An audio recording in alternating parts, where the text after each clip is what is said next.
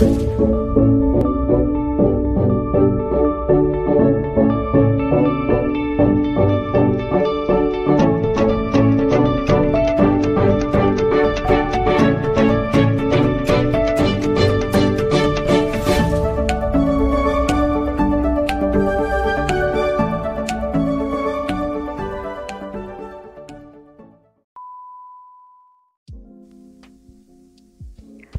ketemu lagi barengan saya Nindya Alfionita Ariska di segmen Study with Nindi. Nah, di video kali ini kita akan membahas materi baru, yaitu tentang himpunan. Nah, apa itu himpunan? Himpunan adalah kumpulan suatu benda atau objek yang anggotanya dapat didefinisikan dengan jelas. Dengan jelas ya. Jadi anggotanya harus jelas. Itu yang dikatakan himpunan. Kita lihat contoh. Contoh himpunan yang pertama, kumpulan hewan unggas. Nah, kita bisa tahu hewan unggas itu ada apa aja. Ada burung, ada ayam, ada bebek, dan seterusnya. Karena anggotanya jelas, maka dia dikatakan himpunan.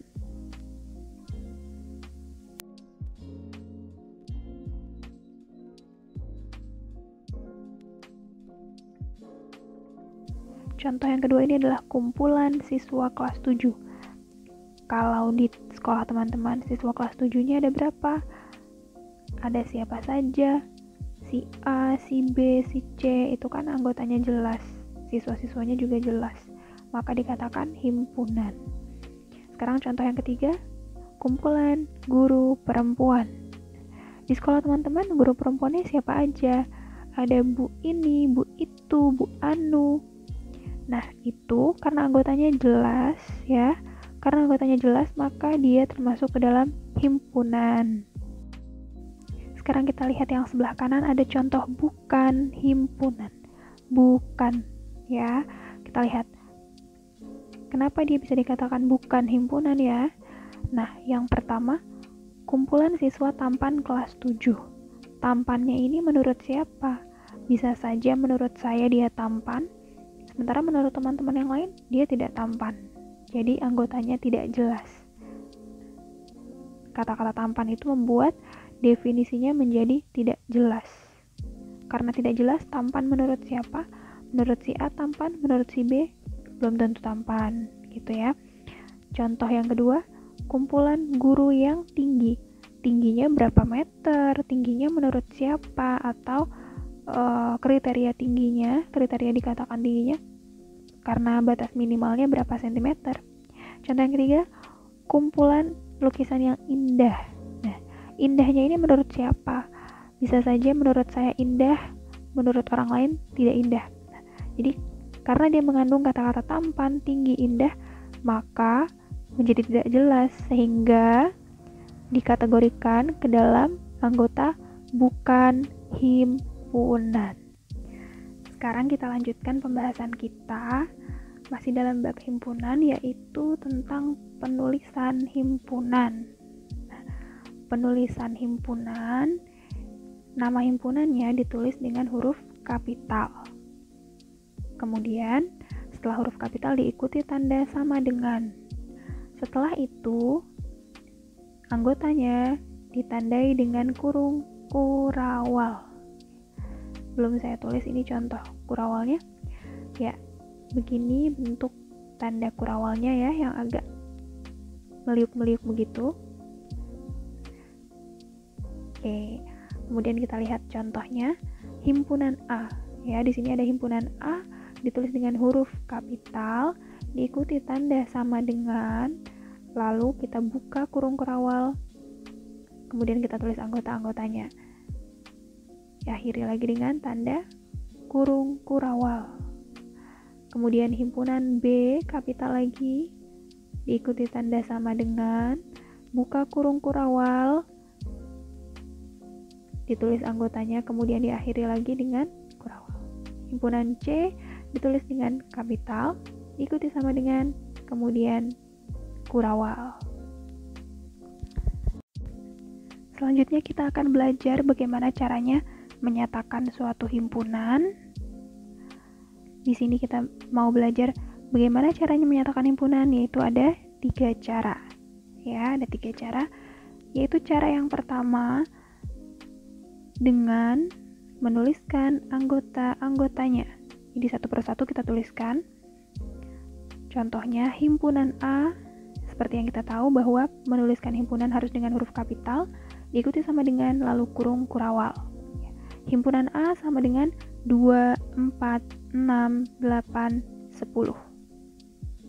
Himpunan B sama dengan buku, tas, tempat pensil, sepatu.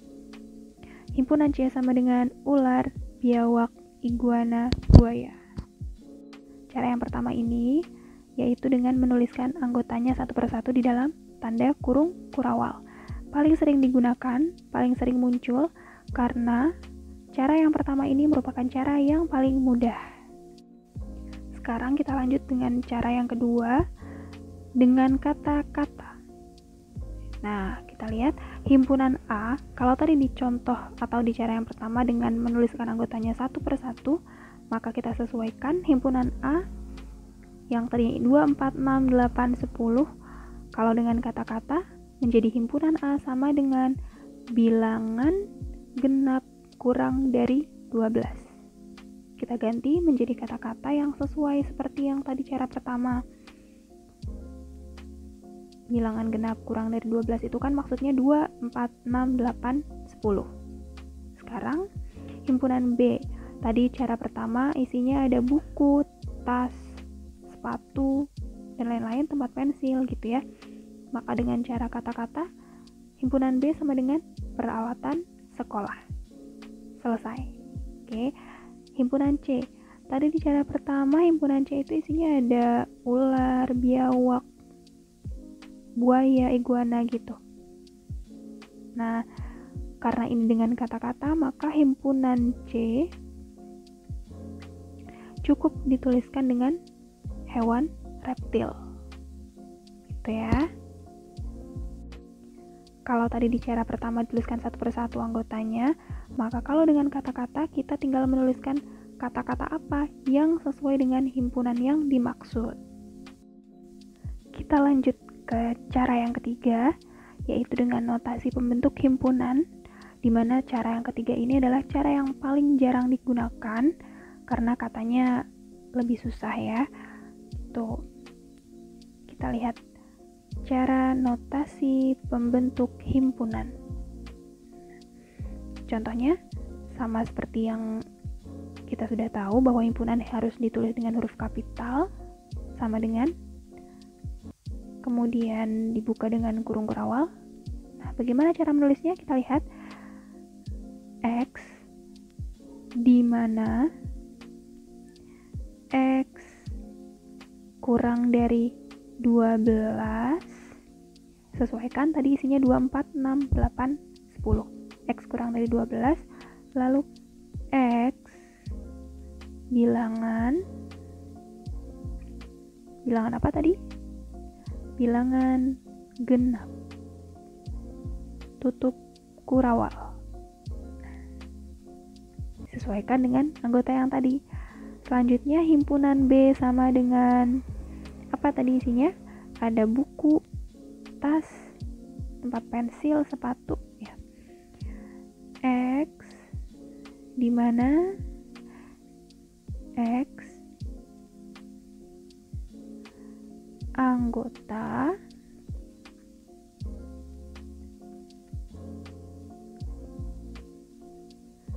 peralatan sekolah.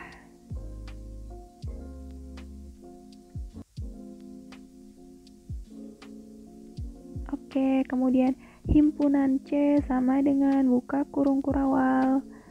Tadi isinya ada ular, biawak, buaya, iguana. X di mana X. Nah, anggota itu bisa kita tuliskan dengan lambangnya, yaitu seperti ini. Nah, X ini dibacanya anggota, X anggota hewan reptil. Nah,